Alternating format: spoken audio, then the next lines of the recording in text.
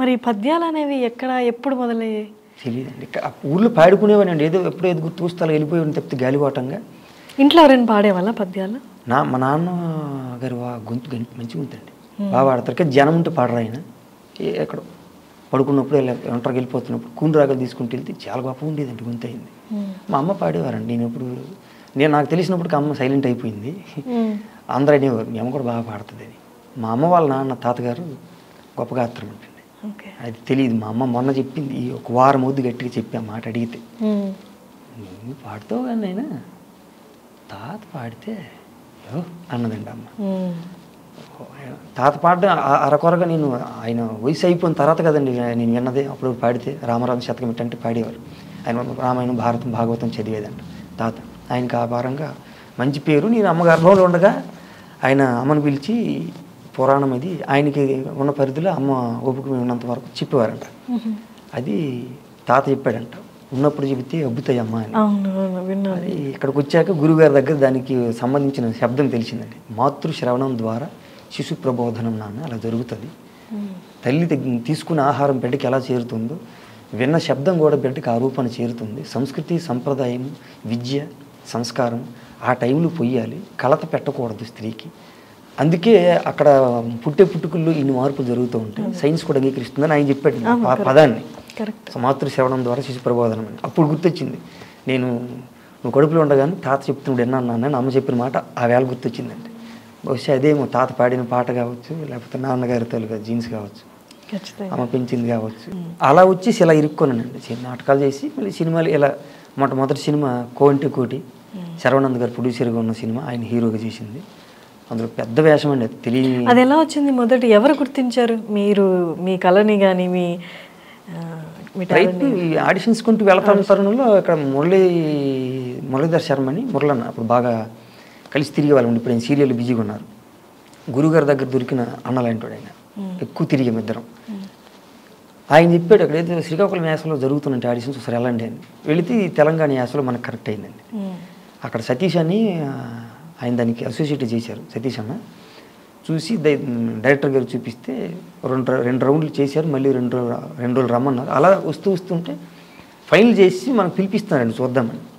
అలా అయిపోయింది, షూట్ అయిపోయింది. దాని విలువ ఏంటో దాని గోళాలో ఉంటుందో నాకు తెలియదండి. హైటెక్స్లోకి వెళ్ళగానే ఆ డబ్బింగ్ చెప్పి తీసుకెళ్లారు. వెళతా ఉంటే అందులో కటౌట్లు చూస్తూ ఉంటే పెద్ద పెద్ద ఫ్లెక్సీలు అయ్యి 30 అడుగులు 40 అడుగులు ఉంటాయి కదా పెద్ద పెద్దవి. హీరో గారితో పాటు మన బొమ్మ ఉండడం నాకు ఆశ్చర్యం వేసిందండి. ఏంటి ఇంత పెద్ద బొమ్మలు నేను కనబడుతున్నాను ఏంటి నాకు అర్థం కాదు. బాగా అన్నయ్యని పిలుస్తున్నాను అండి. ఆయనకి ఇలా గిల్లాను, ఆయన బండి అన్న కూర్చున్నాను. ఏంటిది అని ఇలా గిల్లాను. ఎందుకురా అన్నాడు. ఎరా ఏం లేదులే అన్న అంటే తెలియకుండా భ్రమలోకి వెళ్ళానండి. అది ఏంటిది ఇలా జరుగుతుంది, మనకు అంత వింతగా ఉంది. లోపలికి వెళ్ళిన తర్వాత వేదిక మీద పిలిచినప్పుడు జనంలో కూర్చోనండి. సిగ్గుకి భయపడిపోయి ముందర కూర్చోక మనకిచ్చిన కుర్చీ కాకుండా ఆడియన్స్లోకి వెళ్ళిపోయాను కొంచెం వెనక్కి. కేకేసేటప్పుడు వేరే వాళ్ళతో మాట్లాడుతూ ఉన్నాను. మనకు పిలుస్తారని సోయి ఉండదు కదండి, మనకి అసలు లేదు. తెర మీద కనబడాలని వచ్చాము. అంత పెద్ద వ్యవహారం జరిగింది మనకేం తెలుసండి. సోమగారు పిలిచారండి. పిలుస్తూ ఉంటే నేను మర్చిపోయి జనం అక్కడ ఎవరు ఉంటే మాట్లాడుతాను. 4-5 వచ్చారు నాతో పాటు. ఈ పక్క ఆయన కొట్టి పిలుస్తున్నారు, నిన్ను ఎక్కడ బొర్ర పెట్టావన్న, ఎవరు పిలిచారన్న చూడన్నారండి. నేను లేచేటప్పటికి ఆ పెద్ద లైట్లు ఉంటాయి కదండి, ఇలా అందరూ కూర్చున్నారు. చీకటిగా ఉంది. తప్పని మన మీద లైట్ పెట్టేసరికి తిరిగేసరికి లేచి 2 అడుగులు వేస్తే కళ్ళన్నీ ఒకసారి ఇలా అటు ఇలా ఉన్నవని ఇలా తిరిగాయండి తలకాయలు. నాకు అసలే సిగ్గు, వీళ్ళందరూ మనకే చూస్తున్నారు. పరిస్థితి ఏంటి నాకు అర్థం కాక, స్నేహం కోసం సినిమాలో చిరంజీవి గారు ఎట్లా వెళ్తారు చూడండి, నేను అట్ట ఉనికిపోయి పైకి వెళ్తాడు, గొంతు తడారిపోయి ఆ టైం రాలేదండి, హడావిడి అయిపోయాను. వీళ్ళెవరా అని అడిగాను. అది గుర్తుండి అంతే. అంత అర్థం ఏం జరిగింది, సినిమా ఎలా తీసుకెళ్ళింది తెలియదు. ఇప్పుడిప్పుడు గుర్తు చేస్తూ ఉంటే అంత గొప్ప అవకాశాన్ని నేను ఎంజాయ్ చేయలేకపోయినాని తెలియకొచ్చాను కదండి.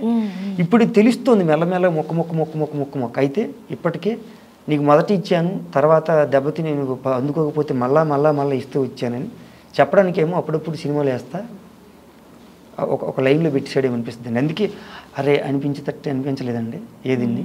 కానీ మొత్తానికైతే ఏదో జరుగుతుంది నా లైఫ్లో అని అర్థమైంది. మీ గురువు గారు ఇక్కడికి వెళ్తున్నావు కాబట్టి, సినిమాలో యాక్ట్ చేస్తున్నావు కాబట్టి, ఇక్కడ నేర్చుకోకూడనివి ఏమైనా ఉన్నాయి, నీకు ఇలాంటి పరిస్థితులు ఎదురవుతాయి, మంచి పరిస్థితులు అవుతాయి, మంచిలా అనిపించే వేరే దారికి వేరే వైపు తీసుకెళ్లే పరిస్థితులు కూడా ఏర్పడతాయి, నువ్వు జాగ్రత్తగా ఉండాల్సినవి ఈ విషయాల్లో అని ఏమన్నా చెప్పారా మీకు?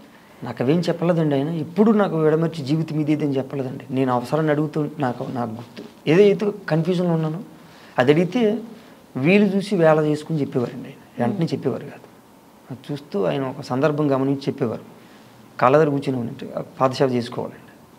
అక్కడికి వచ్చాకే అక్కడ శోభన్ గారు అని ఇద్దరు దంపతులు, మహి మేడం అని, నాకు అన్న వదినలాగా సార్ అని పిలుస్తాను. కానీ వాళ్ళు ఆయన పట్ల ఉన్న తీరికి స్వతహాగా మన దేవుడు ఒక మనసు ఒకలాగా పెంపకం అమ్మ దగ్గర పెరిగాం కాబట్టి ఆ సంప్రదాయాలు ఏమీ ఉంటాయి చూడండి, గురువు దగ్గర ఉండాల్సినవి మన భారతీయ సనాతనాలు అవి ఎలాగో దేవుడు ముందు మొదట్లో వేసాడు కాబట్టి అవి చూస్తా కూర్చుని పోయేవాడిని. అక్కడ ఆయనకి కనెక్ట్ అయ్యానండి బాగా. ఆయనకి ఏదో అనిపించేది. కళ్ళు మూసి పడుకుని నిద్రలో ఉన్నప్పుడు లేపడానికి వెళ్తే నేను లేని వేళ అప్పుడు ఎవరో వచ్చి శోభన్ గారు లాంటి ఉంటే ఆ వెళ్ళినప్పుడు నేను సడన్గా ఆయన పడుకున్నప్పుడు వెళ్ళడం మీద జరిగితే మళ్ళీ ఆయనకి మేలుకొలుపు సేవ ఒకటి ఉంటుందండి. మళ్ళీ కాలు పెడితే లేస్తారు ఆయన. ఇది నాకు రాహుకాలం అబ్బాయి, నన్ను మేలుకొలుపుకుని ఫోన్ ఆఫ్ చేసి పడుకుంటారు. గ్రహణం పట్టింది 2 గంటల కాలం అంటారండి, నన్ను లేపకండి. అప్పుడు మళ్ళీ లేపడానికి మళ్ళీ వెళితే చేయి పడకని చెప్పేవారండి. అది నా జీవితంలో గొప్ప అచీవ్మెంట్ అని కాదు కానీ గొప్ప మాటగా మిగిలిద్ది. కొన్ని మాటలు ఉంటాయంటే ఆ మాటల్లో గురువుగారి దగ్గర వచ్చిన మాట ఏంటంటే చేయి పడగానే లక్ష్మణ అనేదండి. అది నాకు గురువు గారి దగ్గర నుంచి వచ్చిన గొప్ప ఆశీర్వాదం అనుకుంటాను. అది చెయ్యి అనేది కొడుకులాగా అంతమంది అందరిని అన్ని రకాల ప్రేమించిన మనిషి ఆ విషయంలో వాడి చెయ్యి వేరు తెలిసిపోతున్నాను అనేది వాడిస్తే. మీ పేరే లక్ష్మణ్ లక్ష్మణ్ అంతే. లక్ష్మణ్ చిన్నప్పటి నుంచి అదే పేరు. ఇక్కడ ఇండస్ట్రీకి వచ్చాక మారడం గురువు గారు పెట్టిన పేరు కాదు. నన్ను ఒకలాగా వదిలేశాడండి ఆయన కూడా. కట్టడి చేయలేదు, ఇలాగెళ్ళని చెప్పలేదండి. ఎందుకంటే నేను అడిగేవాడిని, అన్నయ్య ఉన్నారు కదా, ఏం మరి ఎక్కడ పెట్టలేదు మీరు, డైరెక్టర్ అవ్వాలంటున్నారు కదా, మరి ఎందుకు మీరు ఎక్కడ చెప్పరు, ఎంత పేరు ఉంది మీకంటే. అన్న ఆకలి ఇస్తే నువ్వు తింటున్నావు కదా, తినడానికి సమకూర్చే ప్రయత్నం అయితే చెయ్యాలి, నా బాధ్యత, నా పరిధి పెట్టి నేను చేస్తాను, తినాల్సింది నువ్వు కదా అన్నారండి. అవును మాస్టర్ అన్న, అన్నయ్యకి తెలియదా, నేను దారి చెప్తాను, చేసుకోవాల్సింది అన్నయ్య, నాకు నువ్వైనా అన్నయ్య అయినా ఎవరైనా ఒకటి, ఇంకేమైనా ఉందా అన్నారండి. లేదు మాస్టర్, ఆ ఊరికే అడిగాను. అది నాకు అర్థమైంది, అన్నయ్య ఇంకా డైరెక్షన్ చేయాలి కదా, నీకేదో అనిపింది, నువ్వు యాక్టర్ అవ్వాలి, ఉంటాయి ఆ పిచ్చి పిచ్చి ప్రశ్నలు క్వశ్చన్లు. ఇది ఎవరి దారికి ఉంటుంది నాన్న, ఏం చేయలేము, ఎంతసేపు నిలబెట్టగలుగుతాం ఎవరినైనా. ప్రయత్నం ఎలా అంతవరకు అంటే పరిచయం వరకు బాగుంటుంది, తర్వాత నిలబడాల్సింది వాళ్ళే. అవుతాడు, ఎందుకంటే ఆయన కోరుకుంది అవుతాడు, ఏదో ఒక రోజు తన పని దాన్ని చేసుకుని వెళ్ళిపోతాడు.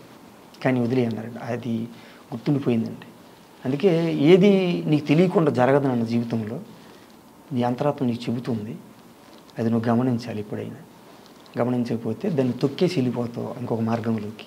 నువ్వు వెళ్ళగానే ఒకటి జరుగుతుందని తెలియకుండా ఒక క్లాత్ వేసి చెప్పేవాడండి జీవితం ఎలా ఉంటుందని.